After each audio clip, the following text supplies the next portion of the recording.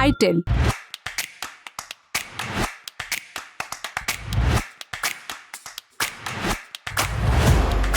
नमस्ते, मेरा नाम सोनल है और आप देखना शुरू कर चुके हैं ललन टॉप का डेली फाइनेंशियल बुलेटिन खर्चा पानी। अडानी ग्रुप और उसके फाउंडर चेयरमैन गौतम अडानी भारतीय बिजनेस के सबसे मशहूर कीवर्ड बन चुके हैं। एक के बाद एक मुश्किलें उनका पीछा छोड़ने का नाम ही नहीं ले रही। विवाद आंध्र प्रदेश के 7000 मेगावाट सोलर पावर प्रोजेक्ट से जुड़ा हुआ है, जिसमें अजर पावर इंडिया का हिस्सा अचानक अडानी ग्रीन एनर्जी लिमिटेड यानी AGL को ट्रांसफर कर दिया गया।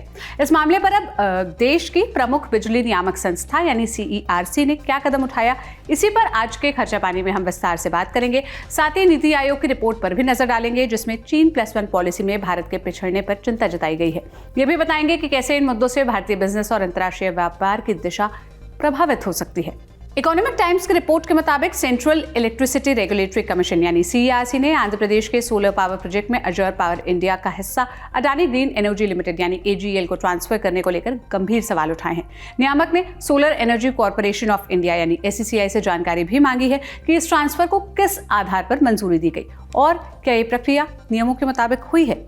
बताते चले कि SECI new and renewable ministry के अंडर आती है। इसका काम देश में सोलर एनर्जी के इस्तेमाल को बढ़ावा देना है।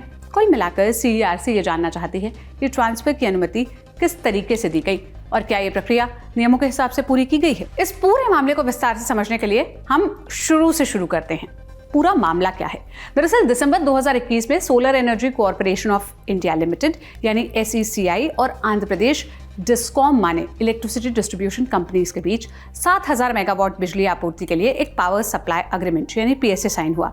इसमें 4666 मेगावाट की बिजली अडानी ग्रीन को और 2333 मेगावाट बिजली अजर पावर को सप्लाई करनी थी। दोनों कंपनियों ने इसके लिए बाकायदा SECI से पावर परचेस एग्रीमेंट यानी PPA भी साइन किया। इस एग्रीमेंट को अप्रैल 2022 में CERC ने मंजूरी भी दे दी। अब तक सब कुछ चंगा चल रहा था, लेकिन बाद में अचानक अजर पावर ने इस प्रोजेक्ट से पीछे हटने का फैसला किया और उसका हिस्सा अडानी ग्रीन को ट्रांसफर कर दिया गया।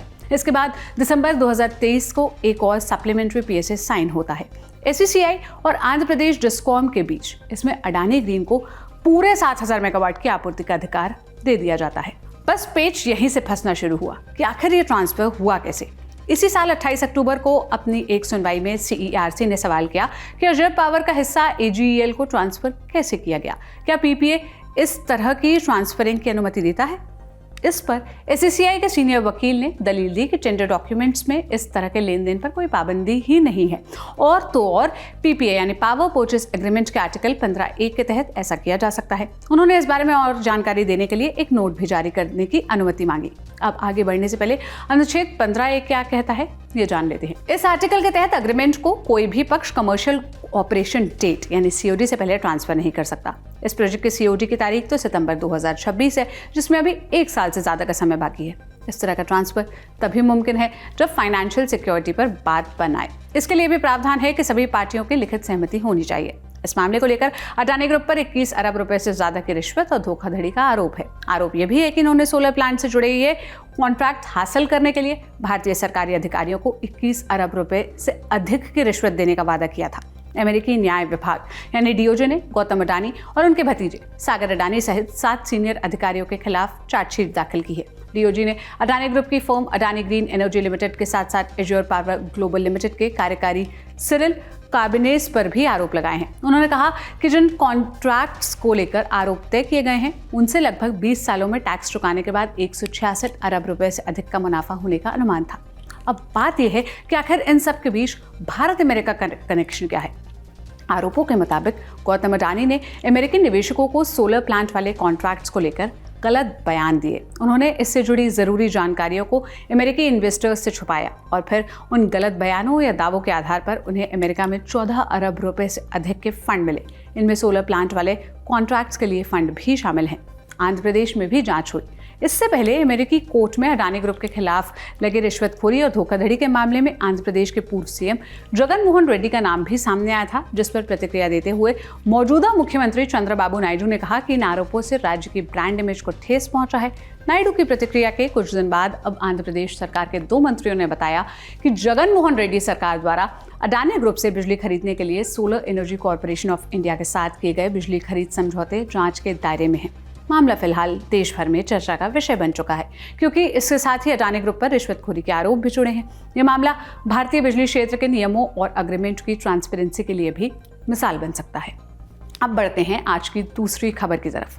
4 दिसंबर को नीति आयोग ने एक रिपोर्ट जारी की है, ट्रेड वॉच। इस रिपोर्ट में कहा गया कि चीन +1 पॉलिसी को अपनाने में भारत को सीमित सफलता ही मिल पाई है, जबकि वियतनाम, थाईलैंड, कंबोडिया और मलेशिया जैसे देशों को इसका ज्यादा फायदा मिला है। चीन +1 पॉलिसी क्या है? चीन +1 पॉलिसी साल 2013 में गढ़ी गई एक व्यापार रणनीति है, जिनमें कंपनी कारोबार और निवेश चीन में करने से बचती है और अपना कारोबार दूसरे देशों में फैलाती है।